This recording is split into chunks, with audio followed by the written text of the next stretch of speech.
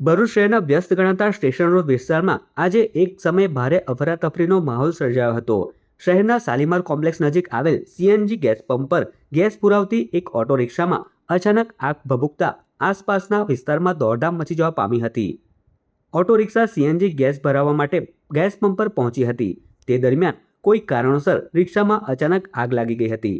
આગ લાગતાની સાથે જ રિક્ષામાંથી ધુમાડાના ગોટે ગોટા નીકળવા લાગ્યા હતા. ગેસ પંપ જેવા અત્યંત સંવેદનશીલ સ્થળે આગ લાગવાની ઘટનાના પગલે તાત્કાલિક ભરૂચ ફાયર વિભાગને જાણ કરવામાં આવી હતી.